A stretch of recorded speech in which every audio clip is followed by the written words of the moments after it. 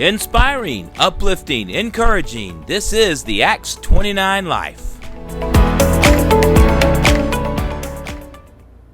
Welcome back to the Acts 29 Life. We are currently discussing I Will Build My Church. This is lesson 4, part 2. If you've missed any of the previous lessons or parts, please go back on YouTube. You can find them in a playlist, our Bible study playlist on youtube.com/ahalassistant. We've been talking about the Holy Ghost. We talked about tongues last week. Why did God choose tongues? So we're going to go on from the book of Acts at the moment into the epistles and look once again on the Holy Ghost and why God chose tongues. Later on in the epistles, after the book of Acts, as the church matures and Paul gives them teaching on the gifts of the Spirit, important distinction, he will speak of something called diverse kinds of tongues, which is one of the 9 supernatural gifts given to the church. And in that teaching, he will say things like, do all speak with tongues? This is found in 1 Corinthians 12 and 30. Now, I want to make an important distinction, important point here.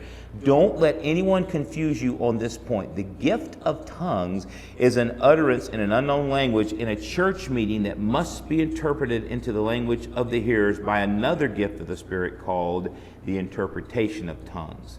Not every member of the body receives these supernatural gifts to use in the church, but every Bible believer will speak in tongues. You will speak in tongues when you're filled with the Holy Ghost. It's not an optional thing. You will speak in tongues. Everybody that's ever received the Holy Ghost has spoken in tongues. 1 Corinthians chapter 12, verses 10 and 11. To another, the working of miracles. To another, prophecy. To another, discerning of spirits. To another, divers kinds of tongues. To another, the interpretation of tongues, what we talked about just a minute ago.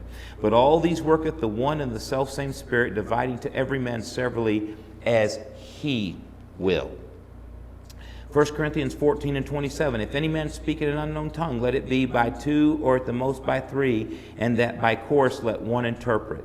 The sign of tongues is evidence that believers are filled with Holy Ghost. The gift of tongues with interpretation is for the edification of the church. These are very important things to note.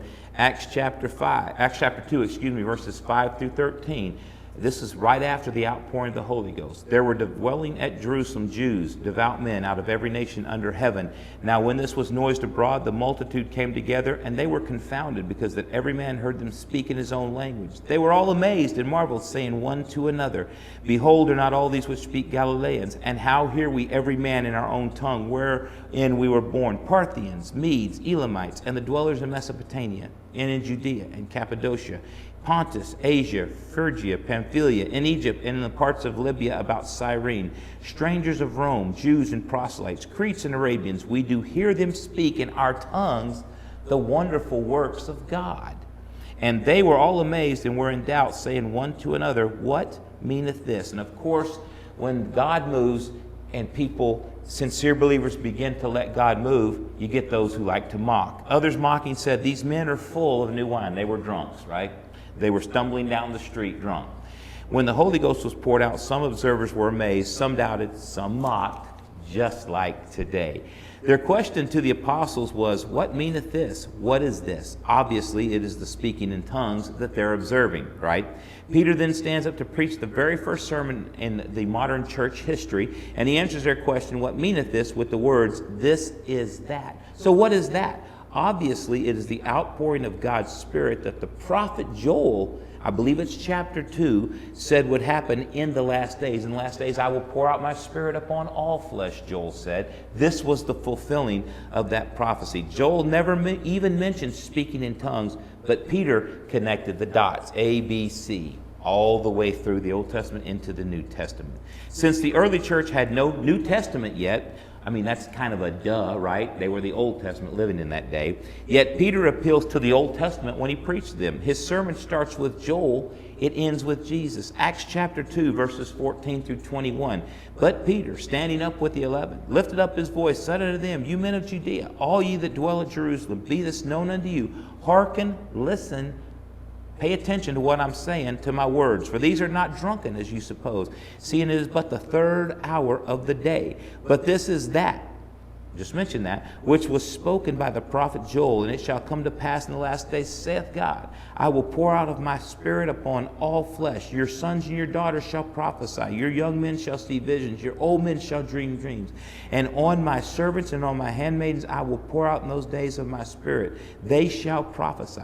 I will show wonders in heaven above, signs in the earth beneath, blood, fire, vapor of smoke. The sun shall be turned into darkness, the moon into blood, before that great and notable day of the Lord come. It shall come to pass that whosoever shall call on the name of the Lord shall be saved. Joel wasn't the only Old Testament prophet to prophesy or to see it. Jeremiah 31:33 says, But this shall be the covenant that I will make with the house of Israel. After those days, saith the Lord, I will put my law in their inward parts. They will write it in their hearts, and will be their God, and they shall be my people. Hebrews 10:16-17, whereof the Holy Ghost also is a witness to us. For after that he had said before, This is the covenant I will make with them, that after those days, saith the Lord, I will put my laws into their hearts, in their minds will I write them. You see, more connecting the dots between the Old Testament and the New Testament. Isaiah 28:11-12, For with stammering lips and another tongue will he speak to this people, to whom he said, This is the rest, wherewith ye may cause the weary to rest, and this is the refreshing, yet they would not hear. There's a reason why we have 2 ears and 1 tongue. We should listen more than we speak. Another sermon, another lesson, another time. 1 Corinthians 14:21. In the law it is written, With men of other tongues and other lips will I speak unto his people, and yet for all that will they not hear me, saith the Lord. Pentecost, prior to that day of Pentecost in Acts, was always in Jewish history. But now, from that point on until now and continuing on, it was an experience. You have to experience your own Pentecost.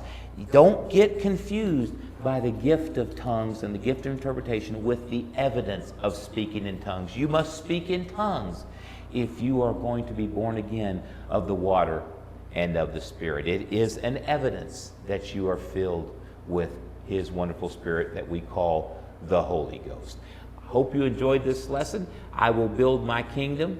Lesson 4, Part 2. If you want to watch any of the other lessons, please go back on our YouTube channel. We have a playlist called Bible Study, or Bible Studies, plural. And if you'll go back and click on that, we'll have all of the lessons from the Acts 29 Live, including the first three and a half, because 3 and 4, Part 1, of I Will Build My Church. Tune in next week. Pastor Wood will be back next week with Lesson 5, and we hope you're enjoying the Acts 29 Live, I Will Build My Church. God bless you. Take care.